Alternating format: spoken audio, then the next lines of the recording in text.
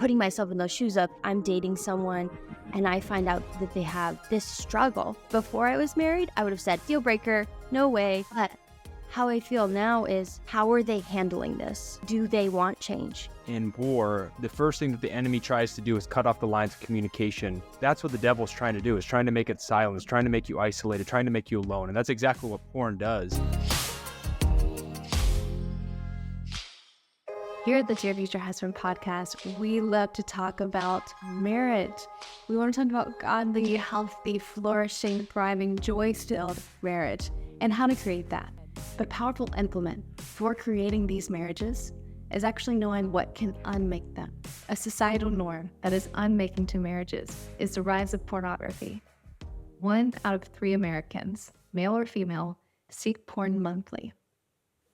Of young Christian men surveyed, these are Christian men that go to church, 36% admitted to watching porn daily. 32% admitted to being addicted to pornography.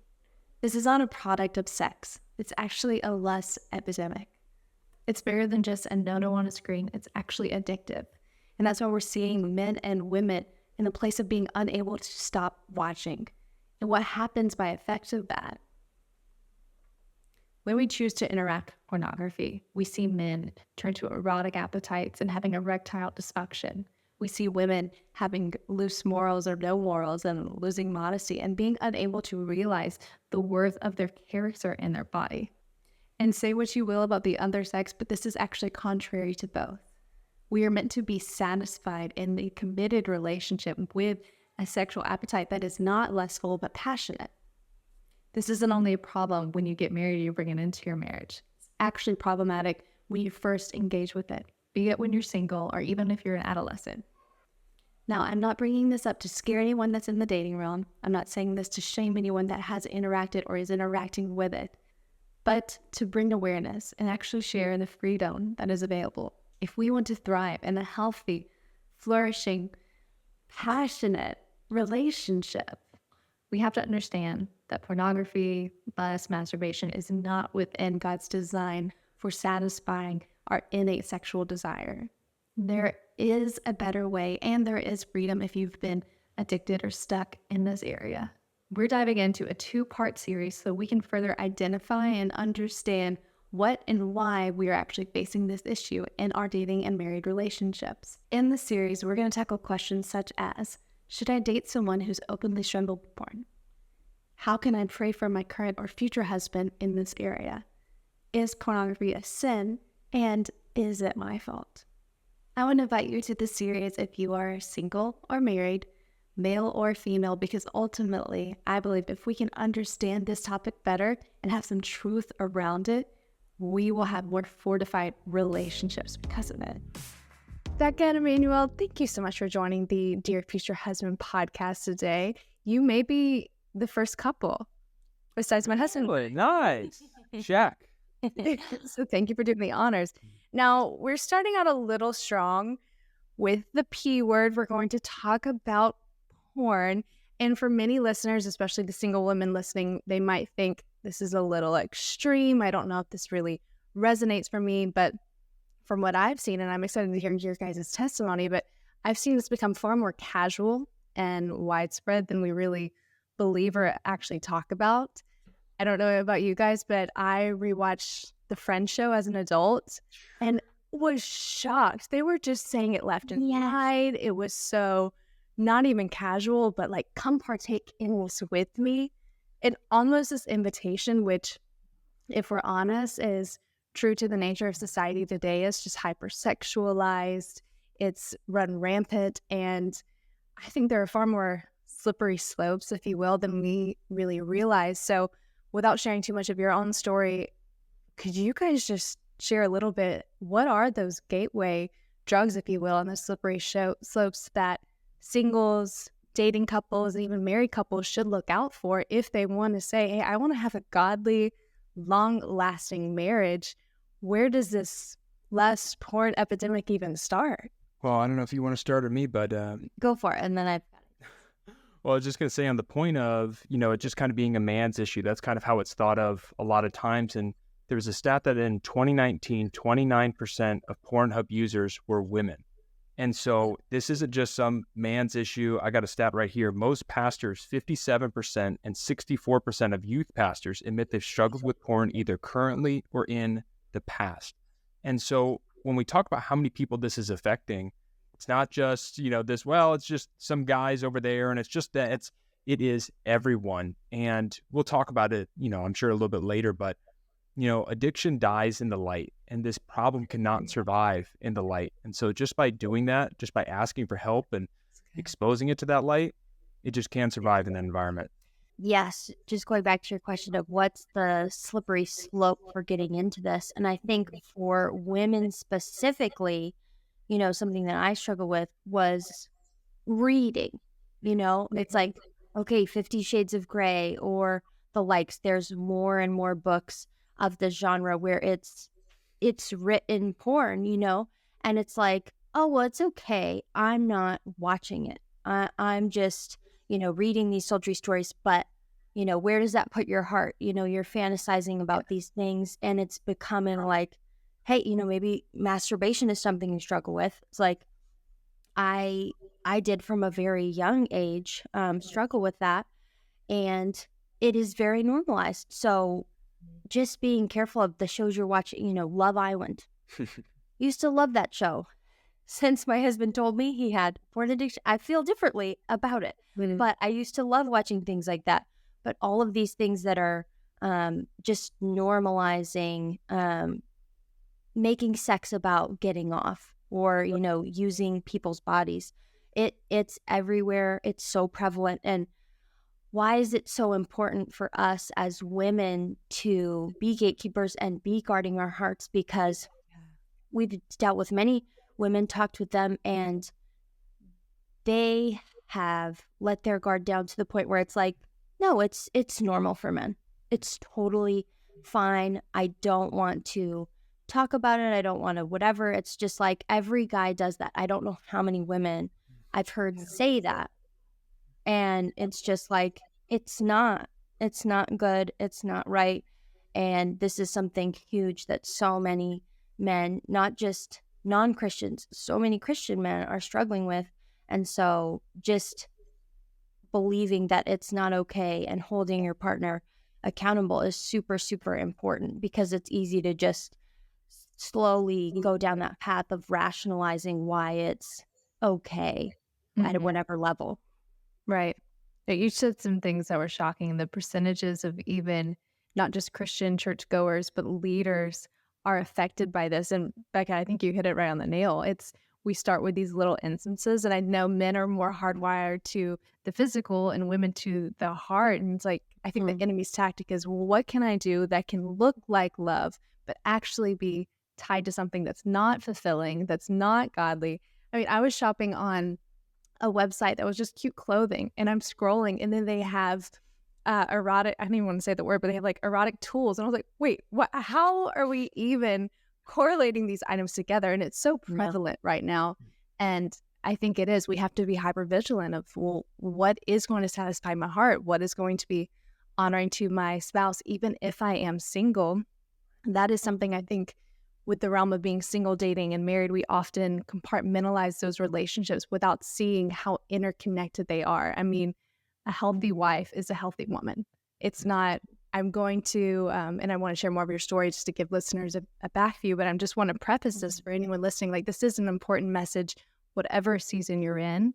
And there are things you can do now and in the future that will either rectify and redeem things of your past, but also set you up well. So can you guys share a little bit about why this is a passion that is close to your heart and what you've seen walking through it, even personally? Well, in short, our story in 3 or 4 minutes or less, I was addicted to porn for about 15 years. Got started when I was a teenager, and at first it felt very in control, but soon started spiraling out of control, and it became an everyday thing. And I would always say when I would get married, I'm done. I'm only doing this because I'm a good Christian guy, and I don't go to strip clubs or prostitutes, or I'm not having sex. So I'm being good. So I said, when I get married, I'm done. And I said, 3 months before we get married, I'm done.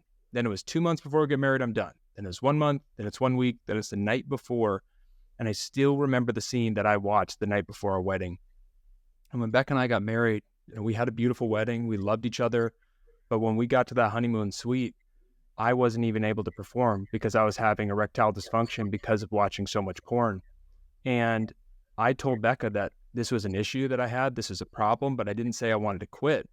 And Becca and I really struggled with this for about 3 years until we hit a breaking point when early on during COVID, one night I'm having erectile dysfunction and I was just so upset with myself, so ashamed of myself. And I just blamed it all on Becca. I said, "You're the reason for this. You're the problem. You're this." And I Were you stormed out of still the room. watching at that time?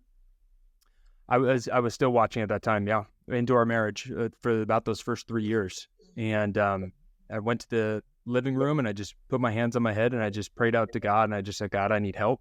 And God was very clear. He just said, "Go to Becca and ask for that help." And that was the last thing in the world I wanted to do, but I knew that's what I needed to do.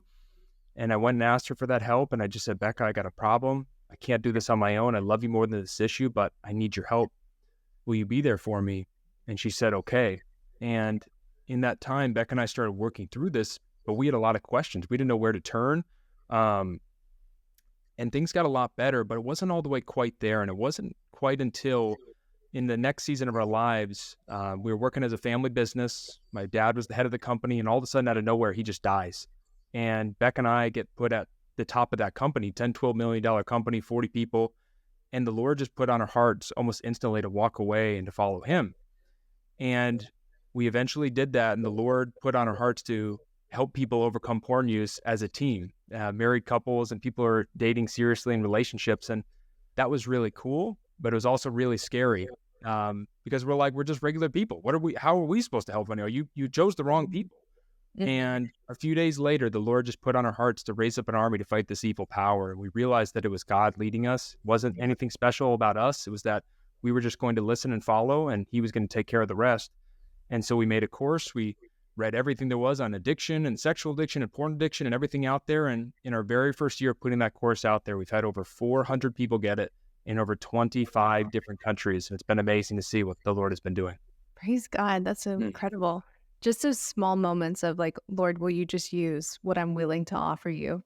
And I can only imagine, Emmanuel, your headspace in that moment, because my husband's also like stoic and like such a leader, and like any moment to humble yourself, I'm sure that was, again, to be punny, but vulnerable for you, and probably played into naming your business Team Vulnerable. There's something I want to go to when you're talking around how husband and wife particularly can combat this together. But first, Beck, I want to ask you, in that season, and especially when he looked at you and said, "This is your fault," what did that do to you? Because you mentioned earlier also women can be affected by this by their direct consumption of erotic or direct porn themselves, but also by result of their partners watching.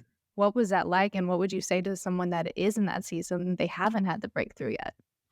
Yeah, it was really tough, but just dialing back to like our wedding night when he first kind of tells this to me, it was just like so jarring. You feel all this flooding of insecurity of just like, I'm not sexy, I'm not good enough, all these things come in. I totally shied away from it, and I was just kind of like, you deal with it. Like, I very much was like, I'm not in a place to help you right now. Just go deal with it. But it was always in the back of my mind that there was a lot of things that were prevalent in our marriage. Like, there was a lot of paranoia, a lot of anger, a lot of blow-ups over very small things. And it felt like I was navigating these landmines those first few years. So it felt very, very tough in that moment. But, I feel like I was just presented with this choice of, okay, I can just choose to see myself as a victim of my circumstances, and I can choose to feed the thoughts that I'm not good enough and the insecurities and all of that, or I can just trust that, when people said marriage gets tough, it's true, and we're all going to encounter things, and I'm going to stand there with them, and I'm going to muddle my way through this. And the thing that helped me was just thinking about, okay, this sucks, But I know that because God's giving me this challenge, it makes me uniquely qualified to help people who are going to go through this in the future. And they can have the blueprint that I don't have for walking through this with your spouse. One way we can change the culture around sexuality is by changing the way we view the miracle of life. I'd like to thank today's sponsor, Every Life, who's on a mission to create clean, premium diapers and protect both born and preborn children. Part of the beauty in marriage is the gift of children. And even when we're single and dating, we too can share the message that they are so, that they are a miracle, they are a gift, and they are worth celebrating and fighting for. So if you're listening to this and thinking of someone you love that's raising little loved ones, or you're not in that season yet but want to help, what you can do is participate in their Buy for a Cause bundle. Now these go to organizations and families that are in the most need. If you'd like to be a part of change or help a family that's in need, you can go to everylife.com today. And if you're buying a bundle, you can use code ChristianB10 for 10% off your first purchase. Let's jump back in. So for any woman that's hearing or thinking, this is all my fault, I'm hearing the advice would be, it's not your fault. But if you are a married couple, it is your conquer. Like you're going to conquer this together individually. Like I feel like it's a plethora of both. And we've been getting along really well, but we might disagree on this next question. Yeah. I love telling women, hey, pray for your future spouse, even if you're single, even if you haven't met him yet, because you don't know how much. Sure, that'll have this magical moment of like, I'm praying for my spouse and I know he's out there, but also like you're fighting battles you don't even know you've stepped into yet, right? And so I think the question of, well, should I pray for my spouse in this area, or should I date someone that I know is struggling with this? My advice to someone would be, once you're married, like you said, you're a team, and what comes at you is an attack on your marriage. So yes, like fight this, whether that is in prayer, you're seeing a counselor together. But what would you say to the dating couple that she just found out about this, or he's wondering, should I tell her? Like, how do you attack that? Or what's your prayer look like when you're dating versus when you're married in this regard? That is such a great question. And I was thinking about this in preparation with talking to you today, just putting myself in those shoes, that I definitely wanted to hit on that today. Just this idea of, okay, so you're not married yet, and it is more of this open thing. I want to say a couple of things, and I don't want to be negative. So listeners, that's not my intention. I just want to shed some light on the reality of where society is at these days. Yeah. There was a recent stat that I saw where it was 80% of millennial men in relationships have watched porn in the last week. In the last week. If you push it out to the last 6 months, it's 96%. So I don't say this to be a Debbie Downer, but I say it to draw attention to the fact that this is a massive issue. It's almost not a question of if you're going to deal with it. It's when you're going to deal with it. Is it going to be with your future spouse? Is it going to be with your child? This is becoming so rampant. 1 in 10 users of porn are 10 years old or younger. This is growing massively. So putting myself in those shoes of, hey, I'm dating someone and I find out that they have this struggle. My first inclination is just like, before I was married, I would have said, absolute deal breaker, no way. But how I feel now is, how are they handling this? When you're having this conversation, do they want change? Yeah. Do they want help? Because so many of the students that we work with, the men, they are crying out for help. They are struggling with shame so badly. And so many of them started watching when they were 8, 10, 12 years old. Your brain is not formed at that time. And you're seeing these extremely violent pornographic scenes at that age. How do you even, your mind can't even comprehend what's happening to you when you're that young, when you get exposed. And this is the story that we hear over and over and over. And so you're dating this guy, your early 20s, he's Christian, but, he had a creepy babysitter who, exposed him, or he saw it on his dad's computer. She saw it on whatever. There's so many situations. So what's the situation? I would first, before you go running for the hills, because it's a natural response to go, hey, I don't want to deal with this. And I get that. But before you go running, get to the heart of it. Is this someone who's looking for help, looking for change? Or is this someone who is trying to say to you, this is normal, like get with the program, and you know what? I want us to watch it together. And I want you to do XYZ that I've been seeing in these scenes. Like how are they, responding to you? If someone says that, I would say 1000% get him there. Right. So, but we all have problems, and nobody that you're going to marry is perfect. So I would just say, where is their heart at with this? Do they want the help? Because, gosh, I wish, just thinking about people who are dating or thinking about dating, I wish that I had brought this up. I was talking to one of our students the other day, and she was the one who asked her person that she was dating, like, hey, do you struggle with this? And tears. He's crying. He's like, yes, I've struggled with this for so long and I want help. It's really hard for men to bring it up. So for you to be that warrior and just say, hey, I'm getting in front of this and I'm going to bring this to the light and help you with this, and then take it from there. But it's I would say it's very dependent upon what their response is like. Absolutely. Yeah, because that even tells you what they want their marriage to be and like what their goal is. Mm-hmm. And I think there's I love that idea. Like, start praying for protection, start praying for freedom over the person you are going to marry or you're dating. But also, like you said, have those conversations. I mean, I'm thinking of a dating relationship accountability, but also in community. And I've seen some of the most powerful men I know, some of the most healthy, whole men are in strong communities. And I wonder if we could even I'm talking a lot about prayer, but like pray in this idea of masculinity is vulnerable. It is honest. It is leading with intentions and accountability. Like, it's just, that would be radical.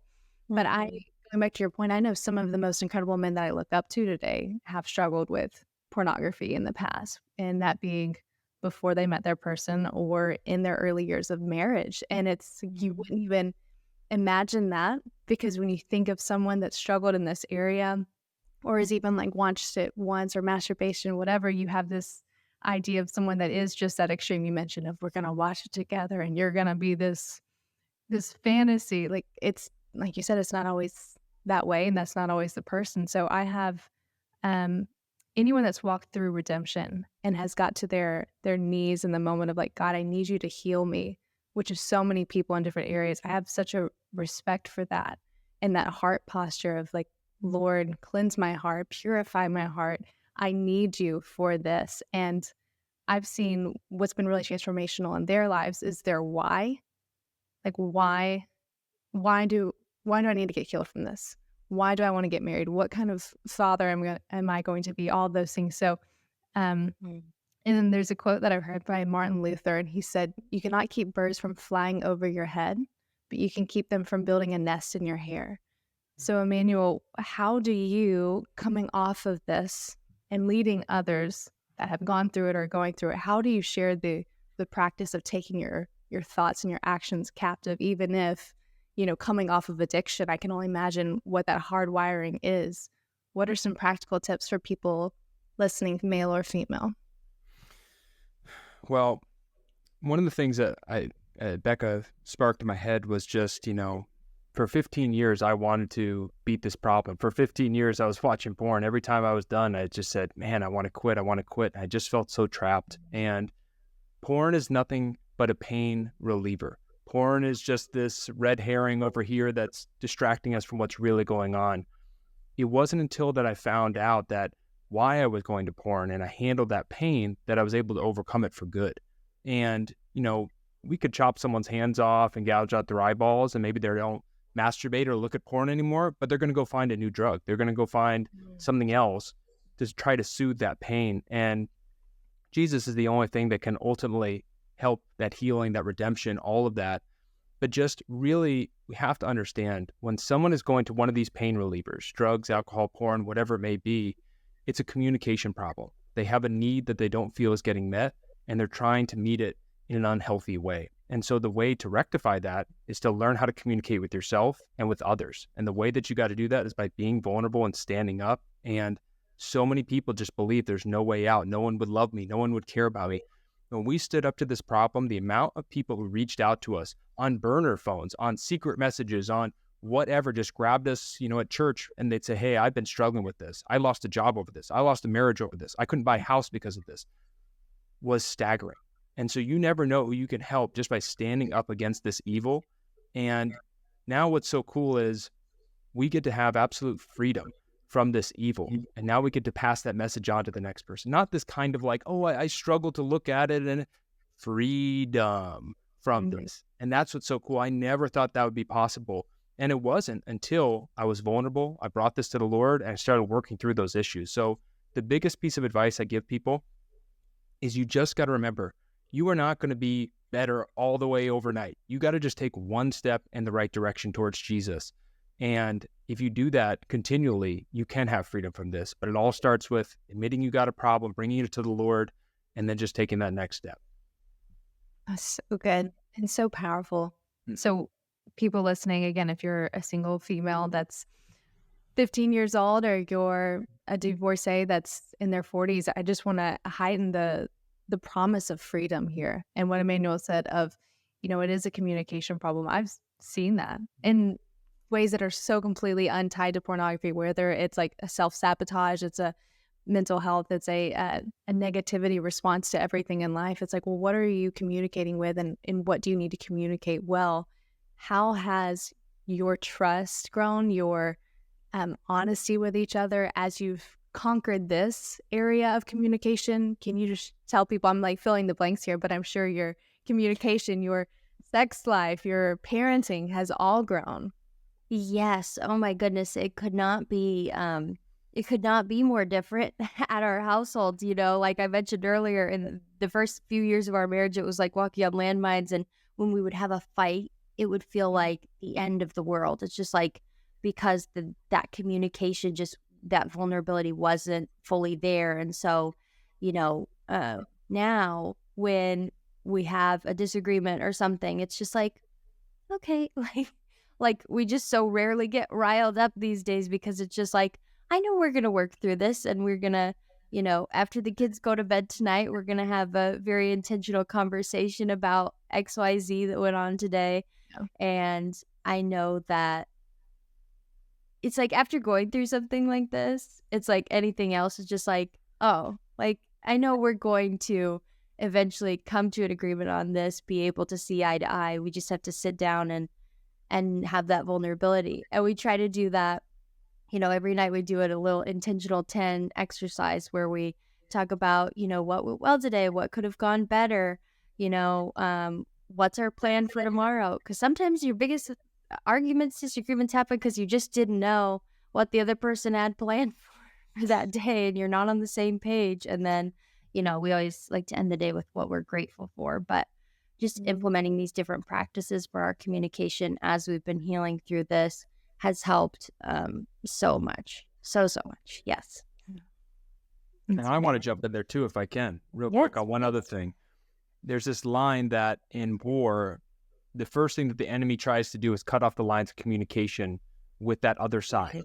And so that's what the devil's trying to do, is trying to make it silent, is trying to make you isolated, trying to make you alone. And that's exactly what porn does. One of the things that we do, we have this little exercise of just saying, hey, I want to have a team vulnerable moment. And that just means, will you catch me if I fall right now? Will you be there for me? Could I say anything right now and you're going to be there for me? And when you start practicing this over time, it becomes easier and easier, and you become more open with each other. And we love when that other person is vulnerable with us. We love when they open up to us. And so it takes time, but remember, it's just one step at a time, and eventually you can have that relationship. And Becca and I's love, connection, and intimacy has grown to levels I never could have imagined. And we're expecting our third baby on the way right now. 3 under 3. All right. So, I mean, obviously something worked. But, High success rate. That's amazing. man. Congratulations. Well, I want to emphasize this. So anyone listening that does want to connect with you on their behalf or behalf of someone they know personally, you have Team Vulnerable, and you have a headline that you say you can find freedom from pornography in 30 days. So what's the best way to connect with you alongside that website? If people want to just hear more of your testimony or find out more, where can they find you? Best places to find us, teamvulnerable.com, Team Vulnerable at YouTube, Team Vulnerable at Instagram, TikTok. Reach out to us. We will personally talk to you, help you with whatever your situation is. You know, we first started this to help married couples and people who are in serious relationships, but then a bunch of single people were reaching out to us. We're like, we got to make a course for them. So we made one there. And then we had a bunch of kids reaching out to us saying, we need one for us. You know, what are we supposed to do? So we made one for kids and parents as well. So no matter what your situation is, we're here for you. We'll help however we can. And just remember, freedom is possible. God can redeem any story, and we're here for you. We'll help you however we can. Amen. Thank you guys for what you're doing, for helping all of those categories, and for coming on the podcast and encouraging the singles today. And it's been a great episode. Thanks so much, guys. And until next time.